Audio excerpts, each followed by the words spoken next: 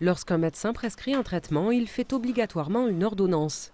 Mais si les médicaments sont délivrés par la pharmacie d'un hôpital, pour un patient hospitalisé, le choix est plus limité qu'en ville. Dans une classe de médicaments en particulier, on peut avoir un des médicaments qui est présent, les dermocorticoïdes par exemple, ils ne sont pas tous présents à l'hôpital, certains sont présents et d'autres pas. On aura par exemple la bétaméthasone est présente à l'hôpital alors que certains autres corticoïdes qui sont plus rarement utilisés ne sont pas présents à l'hôpital.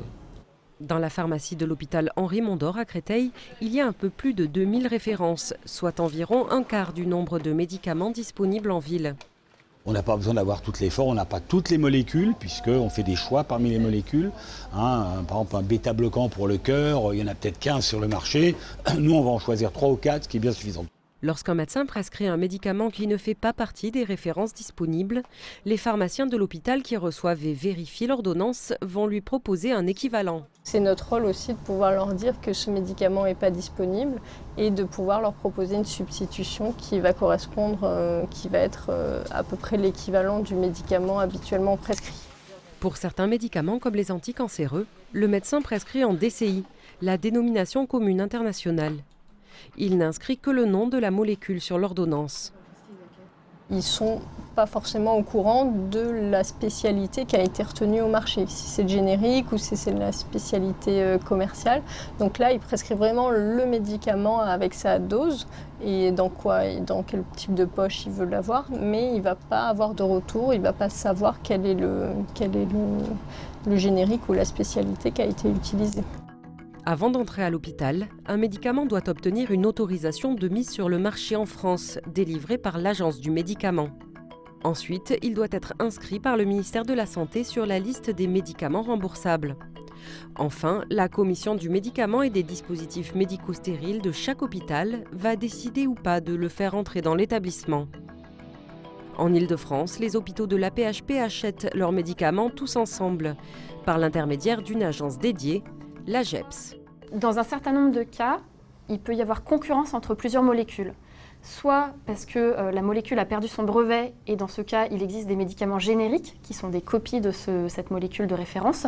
Soit parce que la commission du médicament et du dispositif médical stérile a estimé que différentes molécules sont équivalentes entre elles d'un point de vue thérapeutique. Dans tous ces cas, la manière dont on achète ces molécules pour l'hôpital va passer par un appel d'offres. Donc la publication d'une consultation dans laquelle l'AP-HP va exprimer ses besoins et tout fournisseur qui estime qu'il répond à ses besoins peut faire une proposition avec donc en particulier un prix.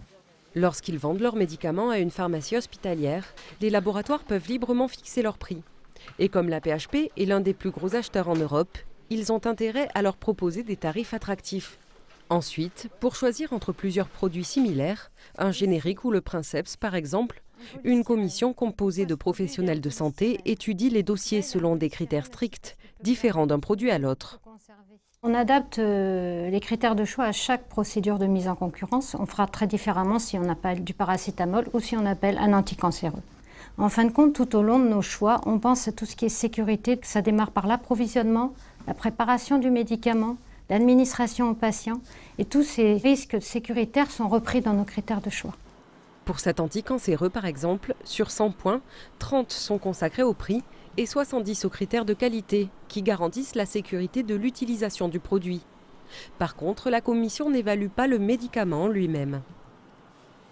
Que ce soit un générique ou un Princeps, on considère qu'il y a eu l'AMM et donc que les produits sont équivalents. Donc on va s'attacher, nous, aux critères qui sont plutôt extérieurs aux produits, je dirais. Pour veiller à l'impartialité des décisions, les membres des commissions d'évaluation des médicaments doivent déclarer leurs éventuels conflits d'intérêts et se retirer si leur jugement risque d'être biaisé.